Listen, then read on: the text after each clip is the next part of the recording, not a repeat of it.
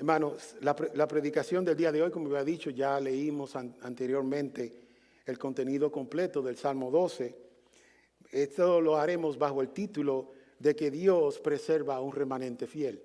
Veremos cómo Dios a través de las edades, pero específicamente aquí en el Salmo 12, a través de la vida de David, cómo Él se ha comprometido a mantener y guardar un remanente fiel. Pero antes de comenzar y entrar en el texto y comenzar a explicar algunas cosas, yo quisiera introducirlo con una ilustración. Espero que esta ilustración nos ayude a poder comenzar a entender parte de lo que había en el corazón de David cuando él explicaba este salmo. A principios del siglo XIX, en un pequeño pueblo costero de Escocia, un constructor reconocido decidió edificar una gran casa junto al mar. ¿A quién no le gustaría eso? Una casa junto al mar. Que usted se despierte oyendo las olas, que vea el mar, que vea esos colores, esa brisa marina que también es tan saludable, pero que también deteriora la casa. Pero bueno, este gran constructor hizo esa gran casa junto al mar. Este constructor era muy hábil y respetado y confiable, una característica muy importante. La obra se veía sólida, se veía fuerte y majestuosa. La gente decía, si él la construyó, durará por generaciones. Ya porque tenía una reputación de ser un buen constructor. Pasaron los años, la casa se convirtió en un símbolo de estabilidad hasta que una noche llegó una tormenta. Y no fue una tormenta extraordinaria. Sin embargo, en medio de la noche ocurrió algo inesperado. La casa comenzó a hundirse. Los muros se agrietaron, los cimientos se dieron y en cuestión de minutos aquella mansión se desplomó. ¿Y qué pasó ahí? La razón del desplome no fue la tormenta, no fue una gran tormenta, sino el fundamento sobre el cual la casa había sido edificada. El constructor había edificado sobre arena compactada y no sobre roca. Lo que parecía firme por fuera era engañoso por dentro. Nuestro Señor contó una historia semejante. En Mateo capítulo 7, versículos 24 al 27, se la voy a leer para recordarle la memoria. Dice, por tanto, cualquiera que oye estas palabras mías y las pone en práctica, será semejante a un hombre sabio que edificó su casa sobre la roca.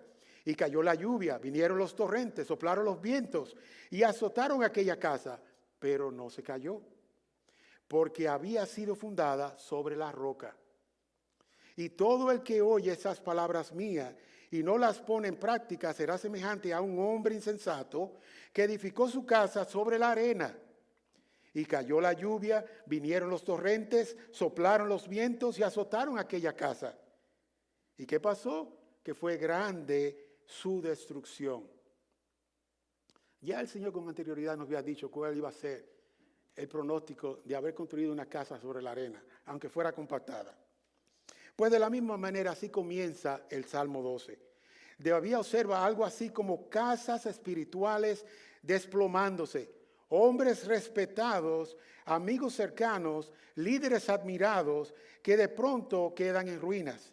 No es solo una crisis social, es una crisis espiritual lo que está contemplando. Este salmo es para quienes han visto caer a personas en las que confiaban. Nos recuerda que aunque las moradas terrestres pueden sucumbir, no así nuestra morada en los cielos. Como tampoco perecerá la palabra de Dios, que permanece por siempre, porque está firme y es inmutable. La palabra de Dios está firme en los cielos. Esto nos lleva ahora a comenzar a hablar de nuestro salmo. Veamos los versículos 1 y 2. ¿Y qué veremos aquí? El lamento por la falta de verdad entre el pueblo. Dice el versículo 1. Salva, Señor, porque el piadoso deja de ser, porque los fieles desaparecen de entre los hijos de los hombres. Falsedad habla cada uno a su prójimo. Hablan con labios lisonjeros y con doblez de corazón. Lo primero que vemos es un lamento de David aquí, por la falta de piedad en medio del pueblo. David también suena también un poco afligido aquí cuando él dice estas palabras.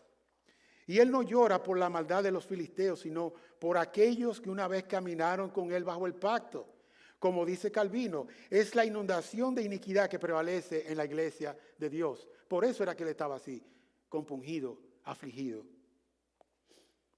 Esto me recuerda al justo Lot, el cual se afligía cada día su alma justa, viviendo abrumado por la nefanda, y eso de la palabra nefanda no es una palabra dominguera, es lo mismo que decir lo despreciable, lo perverso, lo abominable, lo vergonzoso. Era una conducta de esos malvados que vivían en la generación de Lot. Era una conducta sensual y depravada. Veamos en 2 de Pedro capítulo 2, de los versículos 7 al 8. Y me gusta la traducción que hace la Nueva Versión Internacional, donde nos dice, por otra parte, libró al justo Lot, que se encontraba abrumado por la vida desenfrenada de esos perversos, pues es justo que convivía con ellos y amaba el bien. Día tras día sentía que se le despedazaba el alma por las obras malvadas que veía y oía. Este era un hombre que estaba sufriendo, viendo que en su generación aquellos que estaban a su alrededor hacían las obras malas, obras perversas, obras sensuales y depravadas. ¿Y a qué se refiere el cantor de Israel aquí al decir, se acabaron los piadosos, han desaparecido los fieles? Pues bien, esto no significa que no hubieran hombres y mujeres piadosos, de ninguna manera, sino que eran difíciles de hallar, estaban silenciados o no influían como antes lo hacían. ¿Por qué? Porque la falsedad se había vuelto común. La integridad se había diluido y su conducta revelaba la doblez de sus corazones. Era por eso, era lo que estaba pasando. En el contexto del Salmo 12, los fieles se refieren a las personas que tenían apariencias visibles de piedad. Hay personas así, como los fariseos. Tenían apariencias visibles de piedad. Se paraban en las plazas y comenzaban elocuentemente a decir todo lo que hacían y por lo cual se gozaban. Pero lo que aquí vemos se refiere a esas personas que tenían apariencias visibles de piedad, que eran leales al pacto, personas reconocidas en la comunidad por una fe firme y una moral íntegra. Sin embargo, sus pies se fueron deslizando. Quizá poco a poco, no lo sabemos, pero lo que sí sabemos es que estos hombres cayeron.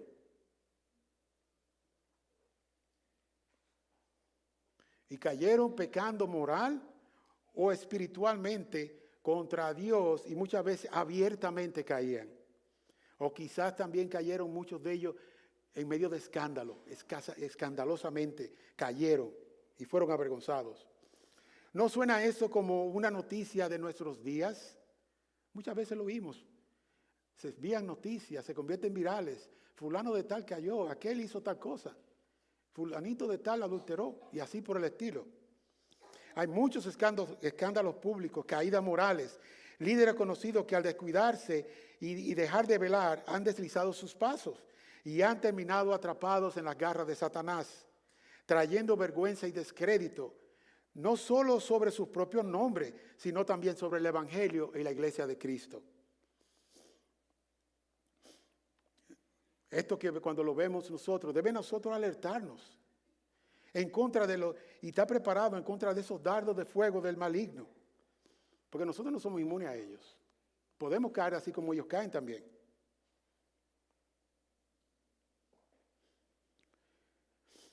Ese maligno quiere devorarnos en muchas ocasiones. Él anda como un león rugiente buscando a quien devorar. Y no debemos nosotros dejarnos vencer por las tentaciones a pecar contra Dios. Somos nosotros los que tenemos que ponernos toda la armadura de Dios para resistir esos dardos de fuego.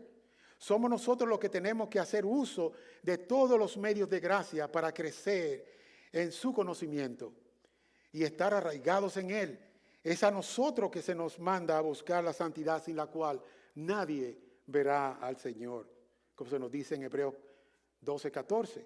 Buscar la paz con todos y la santidad sin la cual nadie verá al Señor. Y hermanos, recordemos que la santidad no es tan solo posicional. Es decir, no somos santos o apartados por Cristo en el momento que nos convertimos, para que ya el pecado no se enseñoree en nuestros cuerpos y en nuestros corazones. Nosotros tenemos que continuamente estar peleando en contra de esas tentaciones, de esos ataques, estar en guardia, estar preparados, pidiéndole a Dios que nos ayude a revestirnos de toda la armadura de Dios. Por eso es que tenemos que estar firmes y preparados, en guardia. Y no tenemos ninguna garantía por el hecho de que ya el Señor nos haya salvado y nosotros y Él inmediatamente somos apartados, que ya vamos a perseverar por eso. No, nosotros tenemos que buscar la santidad cada día. 24 horas al día, 7 días a la semana, todos los días del año. Ahí no hay tregua. Satanás no duerme, tratando de buscar a quien devorar. Así que Dios, luego de habernos llamado y posicionado apartado del mundo, nos da las herramientas para que con la ayuda del Espíritu Santo crezcamos en santidad. No nos manda a hacerlo sencillamente así como, miren, vayan ustedes y háganlo ahí, ya, yo lo dejo solo. No, Él nos dice y nos da un ejemplo. Dice, sed santos como yo soy santo. Una de las cosas hermosas en la Escritura es cuando uno lea y estudia el ser de Dios, es que se encuentra con que Dios es santo, santo, santo. Dios no tiene parte con el pecado. Él no puede mentir, porque es santo. Es por eso que debemos hacer un uso continuo de los medios de gracia espiritual y estar alerta en contra de las acechanzas del maligno.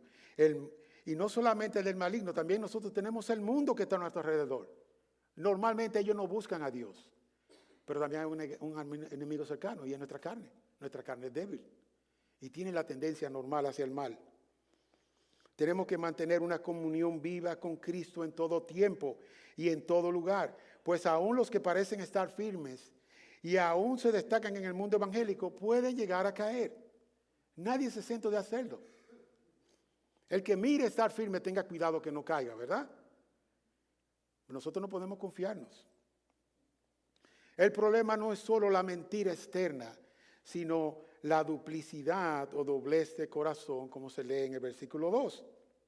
Muchas veces son las palabras suaves y lisonjeras que abundan cada día más y aún en la iglesia. Y aunque se visten de amabilidad y amor, tienen intenciones corruptas. La lisonja se ha normalizado en nuestros lugares de trabajo para conseguir mejores puestos. Yo me acuerdo una vez en mi trabajo que una persona, una supervisora, se me acercó diciéndome que para yo escalar posiciones tenía que estar donde quiera que estuviera el jefe y estarle diciendo lo bueno que yo hacía. Y yo dije, yo no puedo eso. Una cosa es que lo que legítimamente a uno le corresponde decir, pero tampoco es para uno estarse promoviendo constantemente, como muchas veces se escala la posición y hablándole bien y una adulación de ellos. Eso es peligroso. La lisonja se ha normalizado en nuestros lugares de trabajo para conseguir mejores puestos, nuestros medios sociales o aún en las iglesias. Hay iglesias que evitan llamar al arrepentimiento. Se halaga y no se llama a dar cuenta a personas que son influyentes. Parece que el liderazgo de algunas iglesias no son inmunes al pecado. Y muchas veces la misma congregación está viendo el pecado y no lo llama a cuenta. Y hay algunos sistemas de iglesia que es solamente desde la cúpula hacia abajo que se trata con el pecado, pero de abajo hacia arriba no. Por eso que nosotros vemos, mientras hablamos, James, Harvey y yo, que hablábamos de la importancia que era que todo, enseñar a la iglesia y que la iglesia estuviera empapada de que aquí todos somos miembros de la iglesia, que somos guardadores de nuestros hermanos, que tenemos que exhortarnos no solamente al amor, las buenas obras, queriéndonos, visitándonos, exhortándonos, pero también cuando estamos pecando tenemos que llamarnos a cuenta. Dice la Escritura que el justo me reprenda será aceite para mi cabeza. Nosotros tenemos que llamarnos a cuenta los unos a los otros, y aún los pastores, y aún el liderazgo, aún los diáconos. Todos nosotros, porque es una responsabilidad que tenemos, somos guardadores de nuestros hermanos. Yo espero que nunca en esta iglesia caigamos en tal situación. ¿Somos personas de una sola pieza o tenemos un doble corazón? No podemos hacer excepción de personas tampoco. pero no podemos tolerar el pecado de alguno por hacerlo sentir bien. Y mientras al pequeñito, al hermano jovencito, a ese sí le caemos en rima. No, no podemos hacer eso. Veamos, hermanos, una ilustración bíblica. Judas Iscariote. Caminó con Jesús, habló como discípulo y actuó como discípulo. Pero su corazón estaba dividido. Él tenía un corazón doble. Judas caminó con Cristo, pero nunca fue de Cristo. Y eso nos recuerda que cercanía externa con los santos no garantiza integridad interna. Por otro lado, Judas tenía apariencia de piedad. Ninguno de los apóstoles podría haber adivinado que este hombre, el que se encargaba del dinero, era quien habría de traicionar a Jesús. Por las acciones de los apóstoles, ninguno de ustedes tiene ni siquiera una pequeña pista de que ellos pensaban eso. Al fin y al cabo, muchas veces ellos pensaban lo contrario, porque se preguntaron, cuando estaban en esa cena ahí, le preguntaron a Cristo, ¿quién es? ¿Acaso soy yo? Ellos se preguntaban, de modo que ninguno sabía.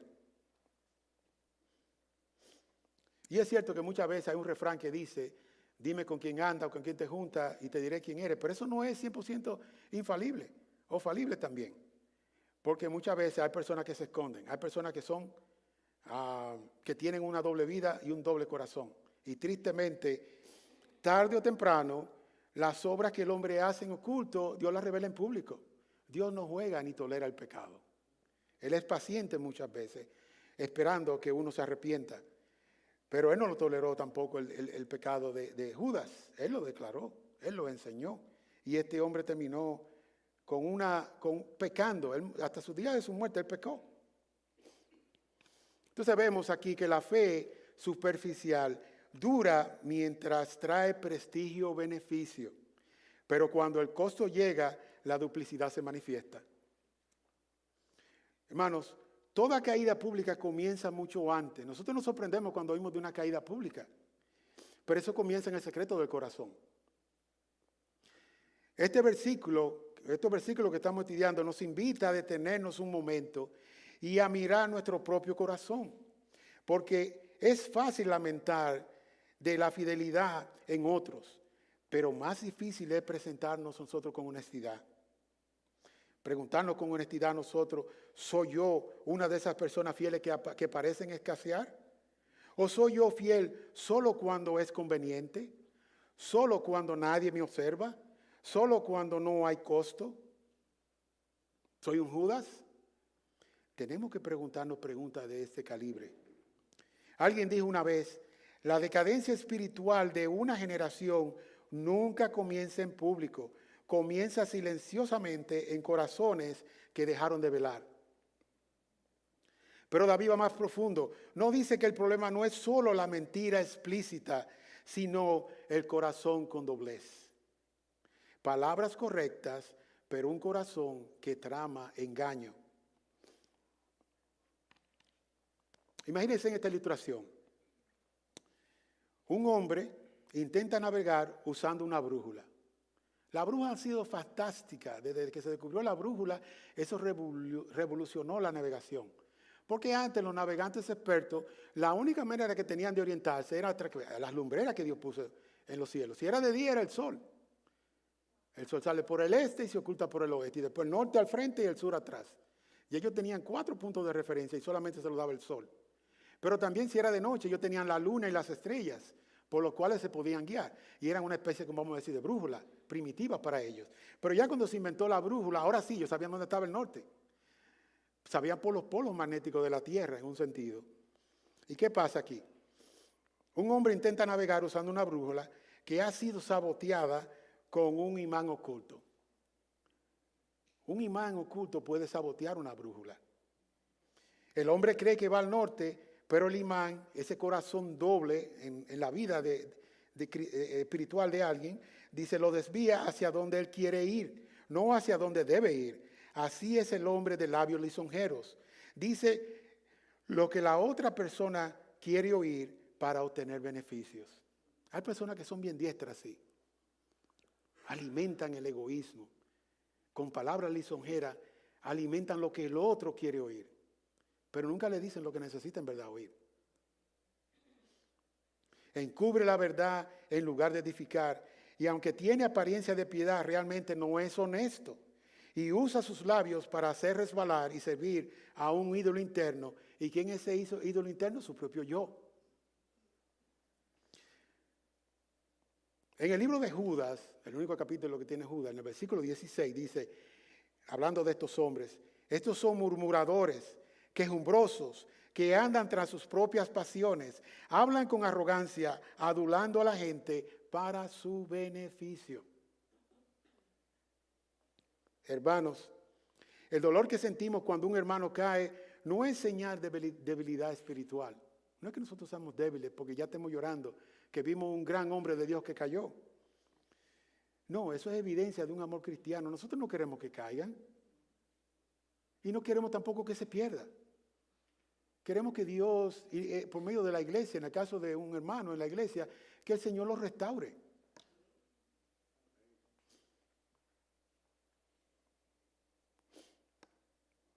En un mundo como el que vivimos hoy día, de promesas rotas, recordamos que solo en Cristo no se halló engaño alguno en su boca.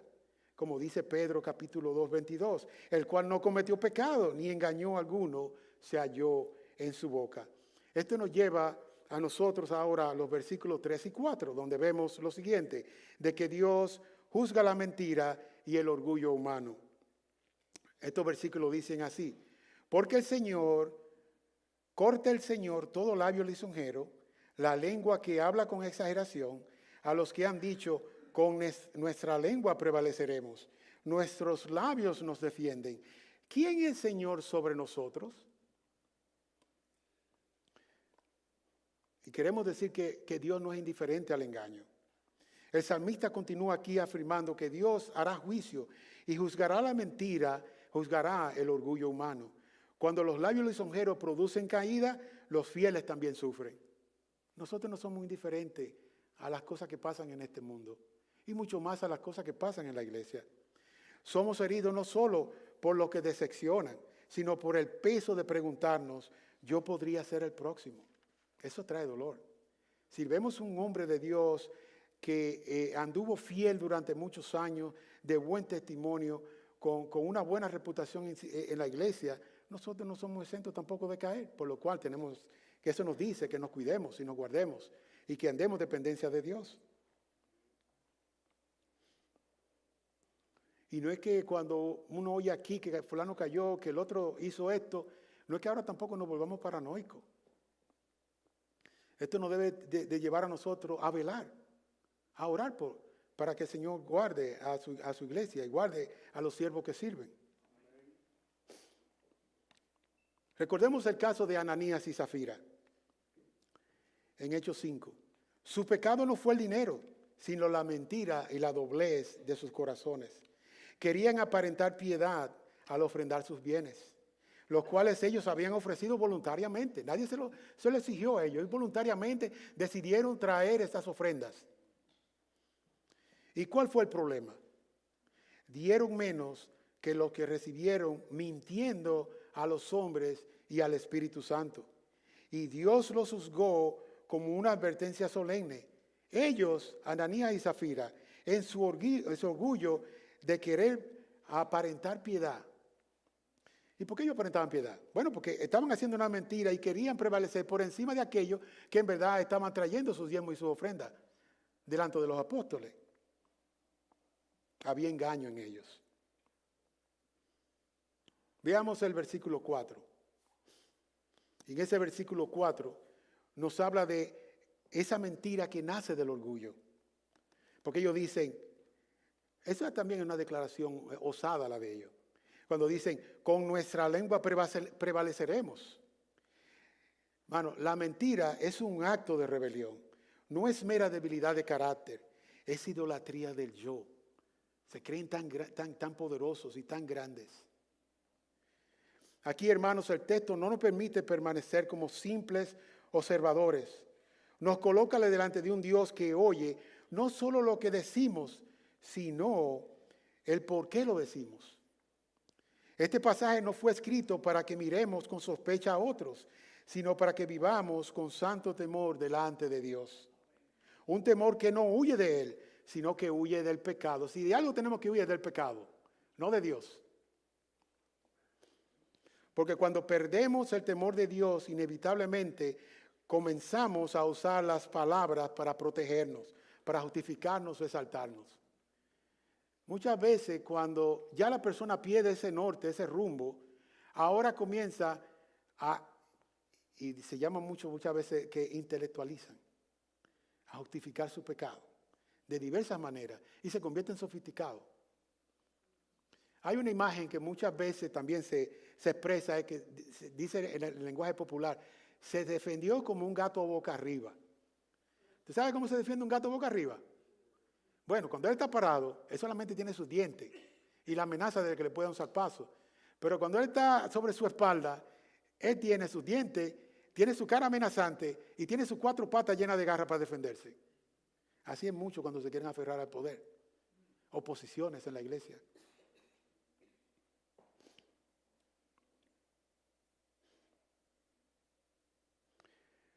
Que no seamos así nosotros. Porque vemos claramente que por causa del pecado, el hombre padece una ilusión de autonomía. Cree que es dueño de su verdad. Por eso su osadía cuando dice, nuestra lengua es nuestra. ¿Quién es Señor de nosotros? En los años 60, aquí hubo un tiempo en Estados Unidos muy romántico en un sentido y muy idealista, en donde hubo una revolución social y muchos estaban a favor de la paz y muchos, ahí fue que salió el gran libertinaje de los 60, se multiplicó el uso de las drogas y vieron muchas canciones que hacían ellos y eso habla de la filosofía la cual se proclamaba. Y hubo una canción muy popular que me acuerdo que decía, "It is my body and I do what I want to." Este es mi cuerpo y yo hago con mi cuerpo lo que yo quiero. Fíjense la osadía que se parece mucho a esta declaración aquí que está en el Salmo. Y es que hay una ilusión de autonomía. El hombre caído cree que sus palabras no tienen consecuencia y que su boca es su propia posesión. Es el rechazo absoluto del señorío de Dios. Este es el pecado de la autonomía. Al final, la raíz del problema es la arrogancia. Porque cuando hay personas que hacen estas acciones, eso es un espíritu arrogante que hay ahí, a la quinta potencia. Por eso es que él se pregunta, cuando se jacta preguntando, diciendo, ¿quién es Señor sobre nosotros? Aquí vemos cómo toda arrogancia, en cierta manera, es un intento de destronar a Dios. Pero ¿cuál es la respuesta de Dios? Pasemos al versículo 5. La respuesta de Dios, donde veremos esto, la respuesta de Dios ante la opresión. Dice el versículo 5, por la desolación del afligido, por los gemidos del menesteroso, me levantaré ahora, dice el Señor. Lo pondré en la seguridad que anhela. ¿Qué es lo que vemos aquí? Que Dios está cercano a los que Él claman. Eso es obvio. ¿Y cómo corresponde Dios a la opresión del afligido? Dios escucha su grito de angustia. No es indiferente al dolor que causa la traición. Él actúa cuando el débil es oprimido por las mentiras de los poderosos. Jesús es el Dios que se levantó para defendernos de la mayor mentira. Esa mayor mentira de que es el pecado y la muerte. Y Él lo hizo, Él se levantó. ¿Para qué? Para ponernos a salvo a nosotros. El pecado es mentira porque engaña, prometiendo bienestar, pero en realidad separa de Dios y destruye la vida. La muerte es mentira porque no es final. Aunque parece definitiva, la Biblia enseña que la muerte no tiene la última palabra. Cristo murió, Cristo venció la muerte, Cristo resucitó y esa es nuestra esperanza de vida. Dice el salmista aquí, ahora me levantaré, dice el Señor. Cuando la mentira hiere a los justos y sacude a la iglesia, Dios no permanece en silencio. Él nos defenderá. Miren lo que pasó en Primera de Reyes 19, capítulo 19, versículo 18.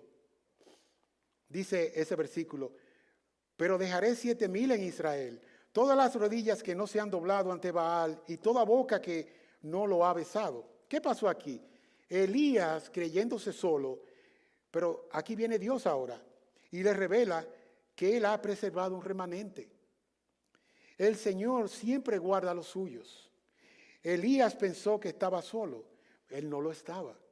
Y nunca lo está el pueblo de Dios.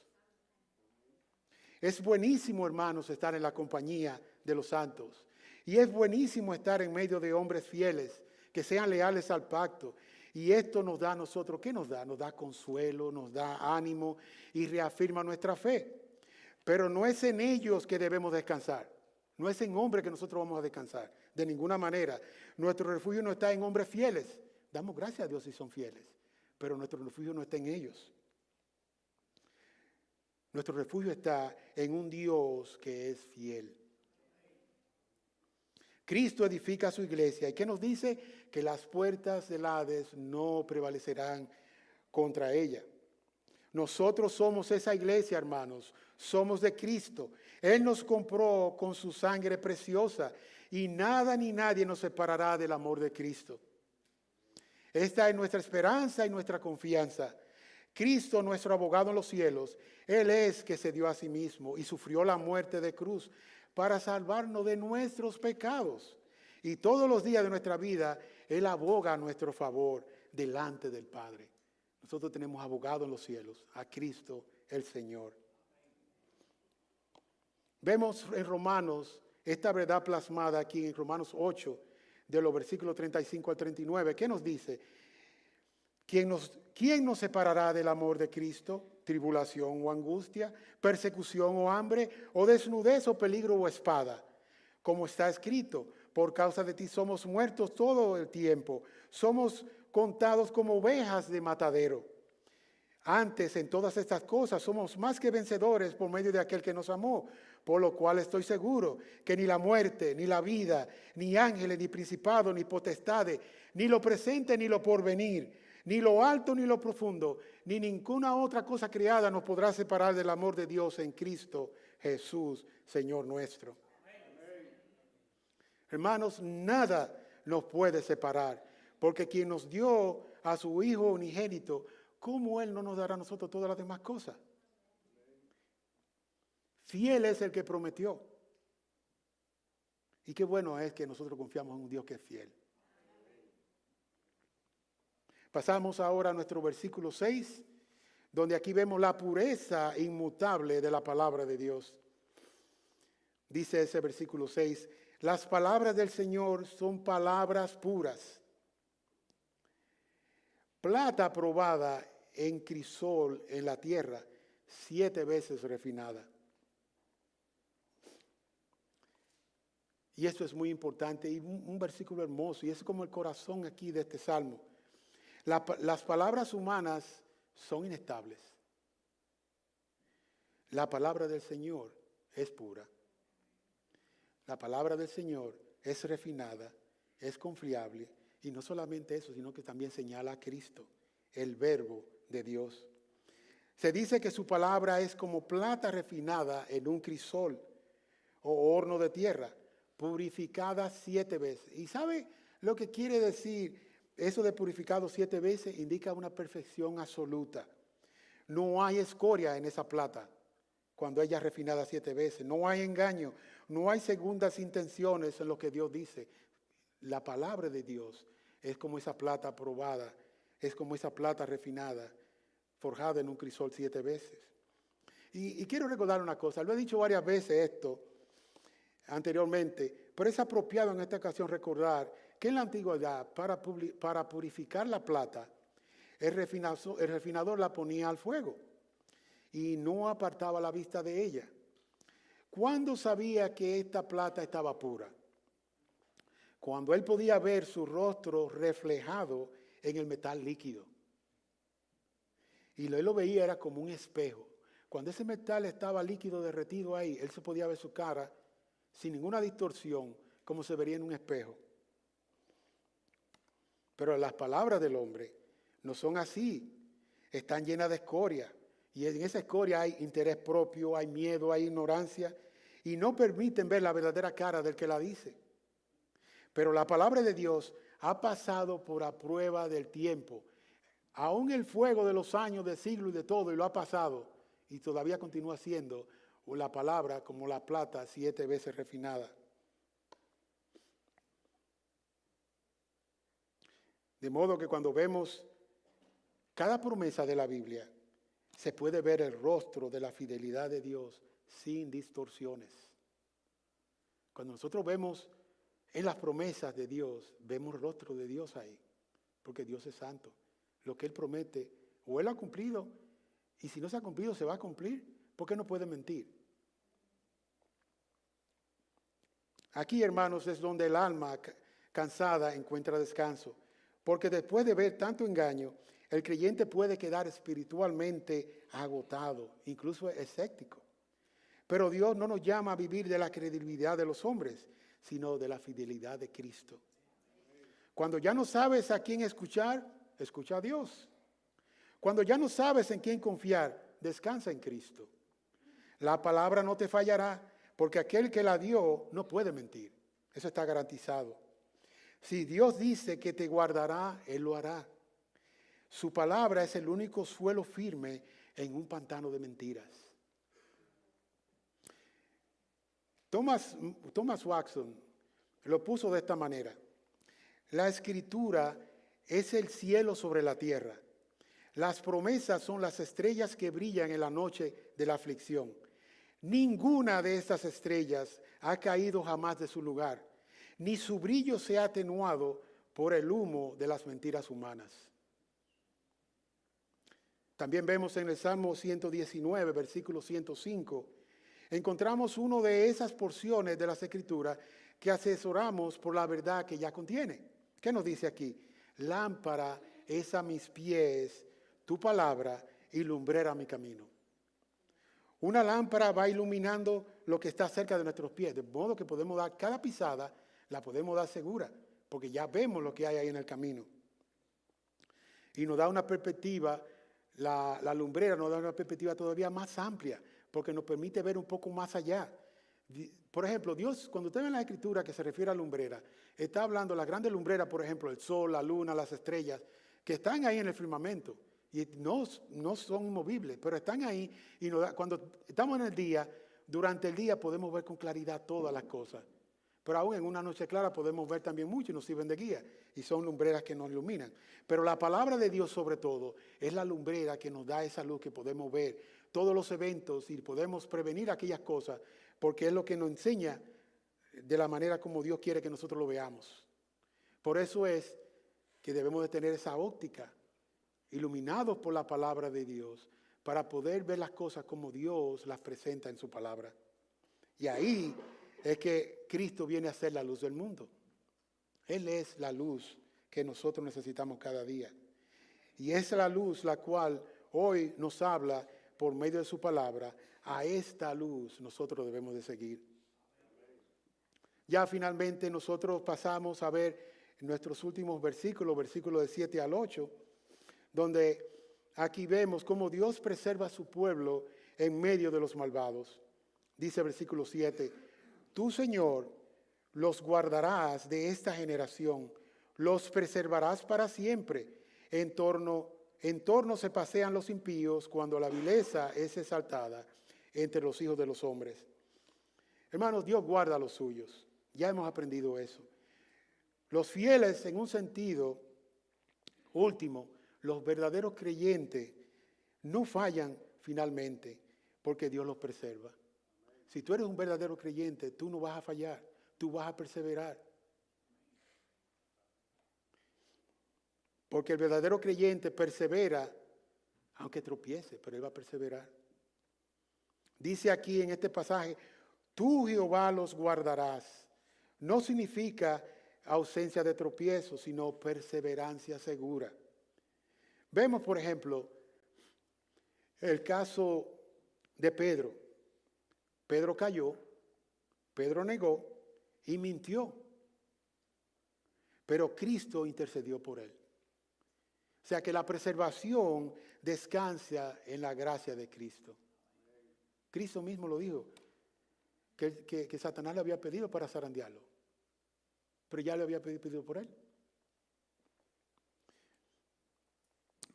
Aunque el hermano te falle o el líder te decepcione, siempre es muy importante que nosotros veamos que la Biblia sigue siendo el suelo firme donde podemos pisar. Las enseñanzas de las Escrituras. Aunque el hermano te falle y el líder te decepcione. Aquí es donde entra la fe experimental. La fe no es creer que el mundo será mejor mañana. La fe es saber que aunque la vileza sea aplaudida en las plazas, Dios tiene a sus hijos en la palma de su mano. La preservación de Dios no es un muro de cristal que impide que veas el mal, sino un ancla de hierro que impide que el mal te arrastre. Porque nosotros veremos el mal, pero el mal nos va a seducir a nosotros. Y no nos dejaremos llevar por las tentaciones. Sabemos que la maldad continúa, pero también conocemos que Dios reina. El mundo puede celebrar lo que Dios condena, pero el Señor siempre tendrá un pueblo fiel. Hermanos, estos versículos no fueron escritos para creyentes fuertes que se sienten seguros de sí mismos, sino para creyentes cansados que temen no llegar al final. Aquí Dios no promete que nunca tropezaremos, sino que no seremos abandonados. No dice, ustedes se guardarán a sí mismos, sino, ¿qué nos dice? Él nos dice, yo te guardaré. Esa es la diferencia entre la confianza evangélica y la autosuficiencia religiosa. Si nuestra perseverancia dependiera de la firmeza de nuestra fe, ¿saben qué pasaría? Que ya habríamos sido consumidos. Pero nuestra perseverancia depende y descansa en la fidelidad de Dios que no duerme.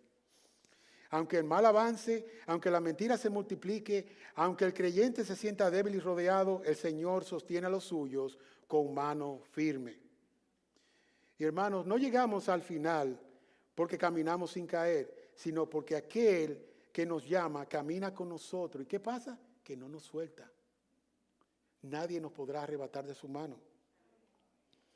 Me gusta cómo John Owen habla sobre la preservación de los fieles. ¿Y cómo lo pone? Él dice, la vida de la fe consiste en ser guardados por el poder de Dios en medio de peligros, tentaciones y oposiciones continuas. Esa es la vida de la fe. Al contrario, entonces vemos cómo Satanás, quien es el padre de mentiras, hace todo de una manera que puede enredarnos en nosotros. Puedes engañarnos. Pero Cristo no es así. En Cristo vemos la verdad viva. Él nos mostró cómo vivir con integridad, cómo hablar con verdad y cómo perseverar en todo tiempo. Su resurrección declara que el mal no tiene la última palabra. La luz siempre prevalecerá sobre las tinieblas.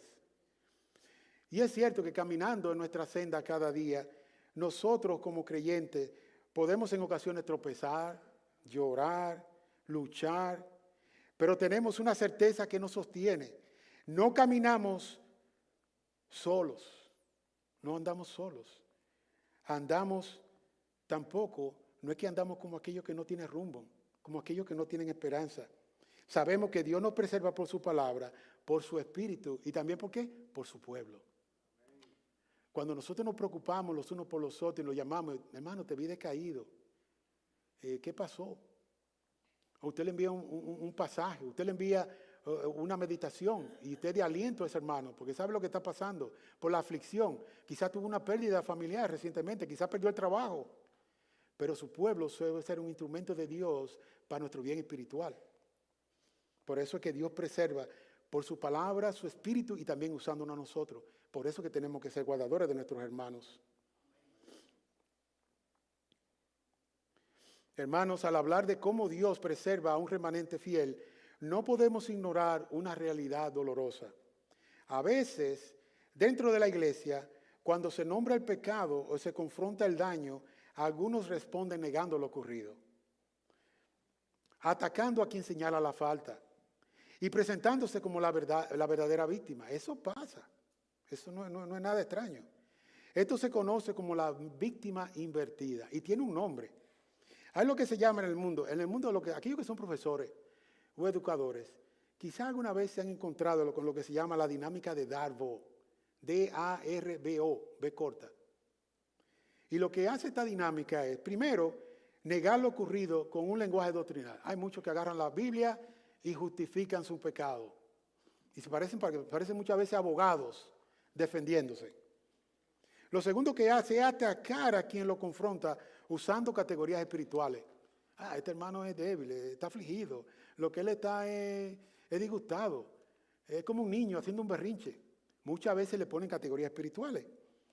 Y lo tercero, que ahí que viene la magia de esa dinámica, que es que invierte en el papel de víctima y ofensor. El ofensor pasa a ser víctima y ahora manipula usando escritura y usando muchísimos otros medios que tiene, de los cuales muchas veces se hacen diestros. Pero nosotros no debemos dejarnos engañar por estas cosas. Esta dinámica confunde, silencia y desgasta a los fieles. Es la misma lógica de los labios lisonjeros, de la doblez de corazón, que denuncia el salmista. El salmista lo denuncia eso y ahí está claro. Es una manera que hace que el hombre malo no se ve malo. Hitler, un hombre que, si te van a decir que fue un hombre malo, fue un hombre malísimo, ¿verdad? Mató muchísima gente. Él usó las escrituras para matar los judíos. Versículos que muchas veces condenaban la conducta de los judíos, él usó para justificar sus crímenes. Durante la Inquisición, se usaron pasajes fuera de contexto para también perseguir a los cristianos. Vemos que sí, eso pasa, y pasa muchas veces por instituciones religiosas. Pero aquí vemos ya, como hemos visto, de que aquí se retrata y nos da una fotografía de lo que son los labios lisonjeros. David nos lo presentó y nos habló también de la doblez de corazón que el salmista magistralmente denuncia. En otras palabras, hay mucha palabra, pero poca verdad. Por eso, cuando la voz humana busca protegerse a sí misma a costa de la verdad, recordemos que solo la palabra del Señor es pura y sola ella preserva a los suyos. Recordemos también que no todo dolor del líder es persecución, ni toda confrontación es división. A veces es simplemente la luz de Dios llamándonos a caminar en verdad. Por eso que es necesario que, como la iglesia bereana, que constantemente le lea las escrituras para saber si lo que se le enseñaba era conforme a la verdad. Pero nosotros también como miembros, nosotros tenemos un lugar privilegiado, oportuno, y si usamos correctamente nuestra membresía, nosotros siendo guardadores de nuestros hermanos, y nuestros hermanos son todos, los pastores y los diáconos son sus hermanos en Cristo también. Y tiene el mandato de parte de Dios de usted guardarlo. Si usted lo ve pecar, no deje que se descarríe, no deje que se entregue a su pecado. Llámelo a cuenta en amor, con cuidado, pero no tenga temor.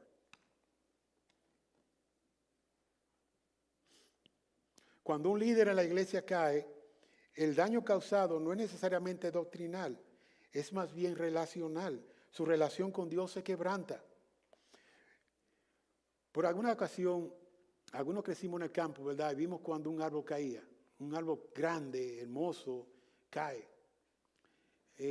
No solamente el temor del árbol cayendo, pero el árbol cayendo se lleva los ramos saludables, otros árboles más pequeños. Todo el mundo sufre en el bosque cuando un árbol grande cae.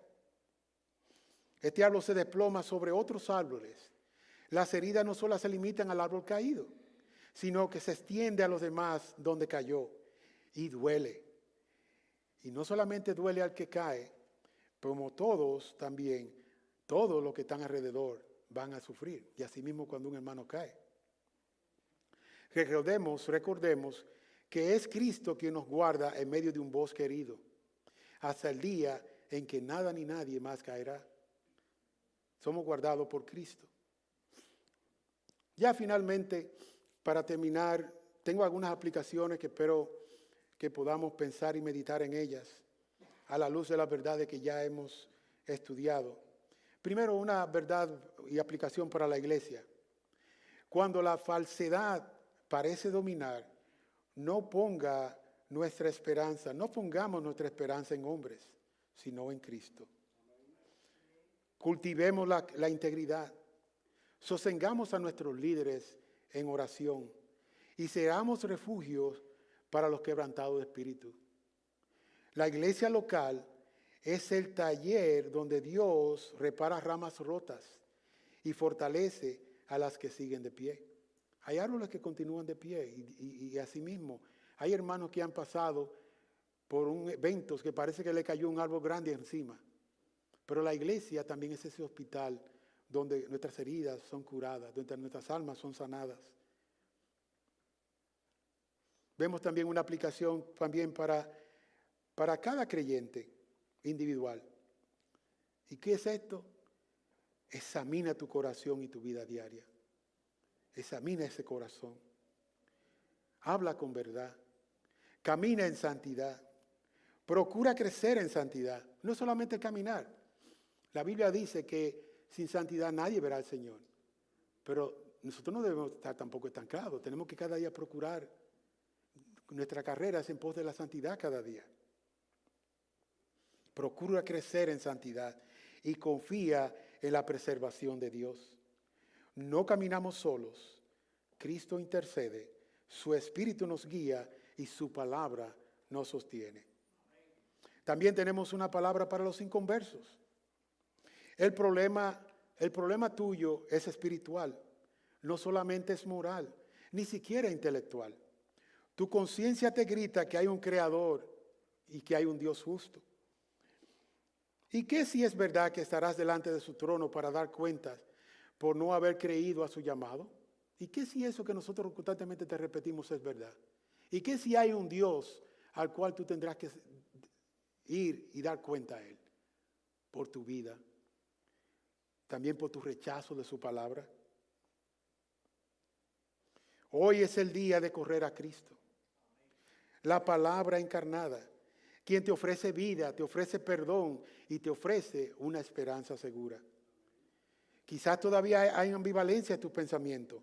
No sabes qué camino recorrer, pero coge la lámpara de Dios. Su palabra, estúdiala, léela en oración y Él te guiará por sendas de justicia y de verdad. Y cuando vengas a Él con un corazón contrito y humillado, el cual Él no despreciará.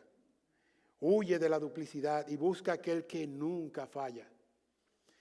Terminamos este sermón con una súplica confiada, hermanos. Y ojalá que aquellos que no conocen a Cristo también sean confrontados. Pero no solamente sientan dolor, sino que haya ahora un anhelo de venir a los pies de Cristo. La Escritura dice que si oís su voz, no endurezcáis vuestros corazones. Hoy es el día de correr a Cristo. Hoy es el día de buscar esa luz que puede iluminar tu mente y tu conciencia y salvarte de aquella condenación que te espera. Pero nosotros clamamos hoy, sálvanos, Señor, porque sabemos que quien guarda nuestras almas nunca duerme. Caminemos con verdad en nuestros labios, esperanza en nuestros corazones y fidelidad en nuestros pasos, sabiendo que Cristo, nuestra palabra viva, guarda los suyos hasta el final. Quiero terminar, hermano, con la promesa que vemos en Romanos 8:28. Y sabemos que a los que aman a Dios, todas las cosas le ayudan a bien, esto es, a los que conforme a su llamado, a su propósito, son llamados.